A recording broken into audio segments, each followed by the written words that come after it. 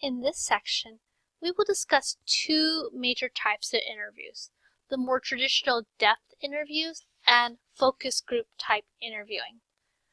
Interviews are a type of research method where you meet face-to-face with a participant and ask him or her questions.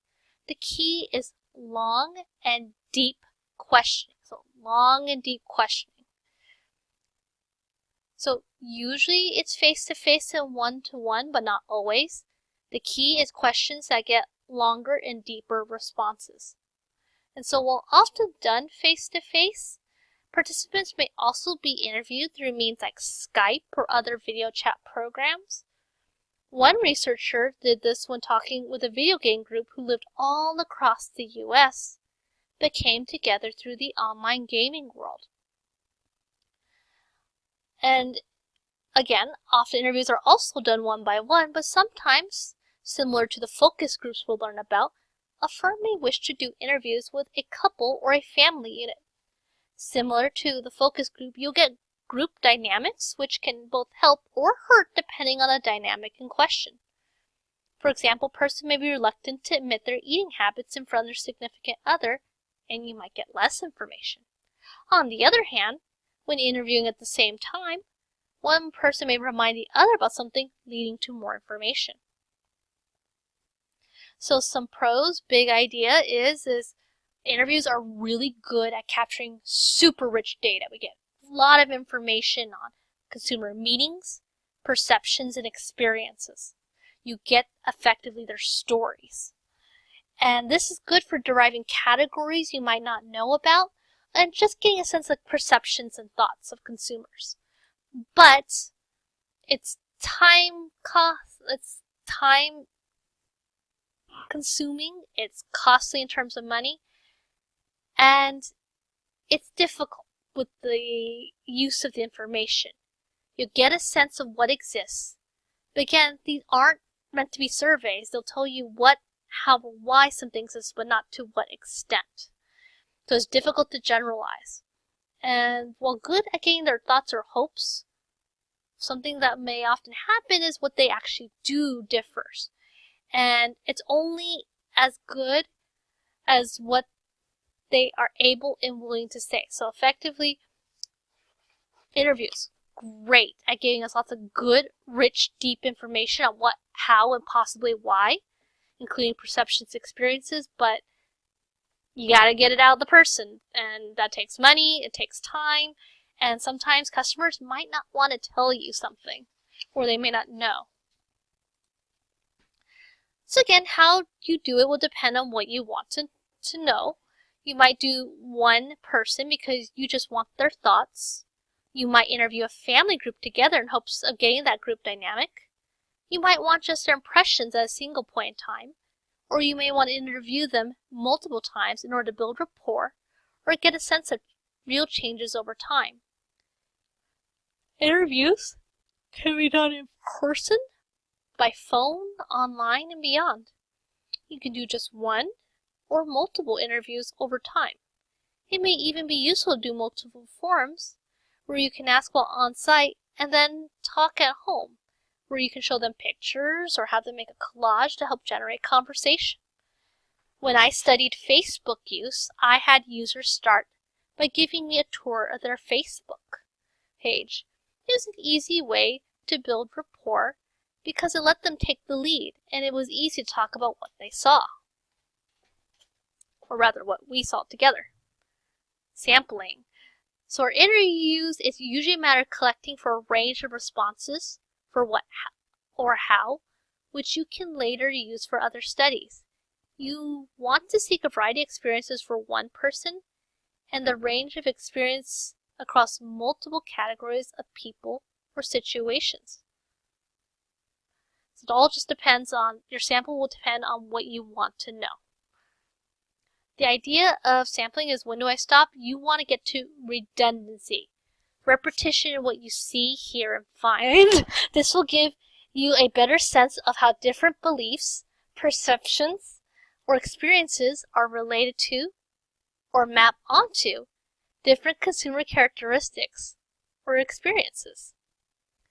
Questions should ideally be open and non-directed, so more open-ended. This is meant to get deep and detailed data that describes and explains. Remember, big idea for interviews is that it's long and open-ended, so you'll get deep and descriptive data. You don't want to just cut them off. You want to know better what's out there and how these ideas connect. And just a note on permission, just to a little bit of logistics. Just because the respondent is fine talking to you, make sure you're in a place that's okay with it. My colleague and I were seeking out Tyler Perry fans at a local mall. We did not have the permission to be there, so security rounded us up, yelled at us, and told us pointedly to leave. So remember to get permission when possible, especially if you've got a video camera or something where it'll be harder to be a bit sneaky. And even if the participants agreed, the people at the setting may not agree. Here are a few past examples for interviews and focus groups from past classes, just to give you a sense of what you could do, and use props. Find out what's interesting or important to your customers or to your employees or stakeholders or what have you. The second interview type we're going to quickly review is what's called a focus group. So focus groups are a type of group interview. They are incredibly flexible and are often conducted and held in specialized facilities. But a conference room or meeting room can work too.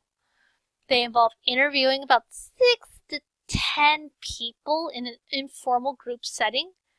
A skilled moderator leads the discussion and asks usually more open-ended questions on topics of interest and takes advantage of group dynamics to pursue comments in depth. Sessions are usually videotaped, or they may be broadcast via internet or satellite. As this ad shows down here, Focus Vision Worldwide is one of an increasing number of firms that can broadcast live focus groups anywhere in the world. Thus, the focus groups are readily accessible to researchers who can analyze the information, and managers can also observe. Since they are group interviews, some nice strengths are you can foster some great group interaction, you can show them things, lay the groundwork for other research methods, and it gets you a lot of people really quickly compared with, say, interviewing one person at a time. But group dynamics make for messy data. So on the other hand, consider what it's like in a meeting or in a class. How many times do you have that one person who just won't stop talking? And I know the irony of this right now, but we'll keep at it. So let's go back to the meeting in the class where have you ever had a situation where everyone just got along with one committed person and they just went with whatever that one committed person said because they were having trouble thinking of something that may be better? Well, group interviews are like that, where group dynamics can make for unclear and messy data. So big idea is by having the people right there, you can generate a discussion and have them actually try or sample things. So you'll want to have it recorded or someone else observing that is separate from the moderator. So you can have things like, let's have a taste evaluation or Q&A or discussions, create art collages, brainstorm, all sorts. In some, focus groups, though, are good for generating ideas and what's out there, but they are not meant to be used to say exactly what is happening and to what extent. So they're good for qualitative what or how data. They're not meant to be the same or to replace more quantitative methods like surveys or others. So I will wrap up the focus group section with a particularly interesting technique that's sometimes used. The ZMET is a particular technique we might choose to use for interviews and focus groups. because of its success at getting at customers' mental models. So why bother? Well, customers can't always say in words what they think or associate with a product consumption. This includes organizational customers too. Instead, they often think in terms of images, metaphor, and other relations. The ZMET takes advantage of time and reflection to let customers give you those metaphors and images.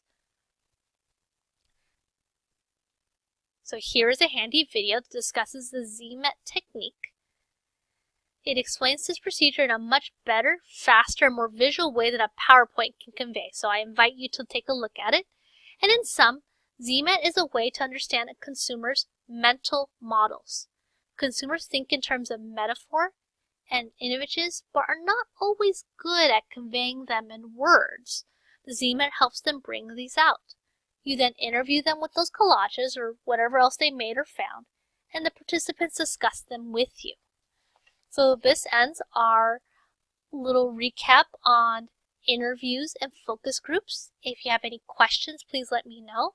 And I'm always very excited for this because you guys get to do this for yourself, both for your individual assignment and because a lot of you tend to find this is very useful for your marketing plan projects and fulfilling that 2 or more primary research requirements, so 2 or more customers or potential customers for that primary research requirement.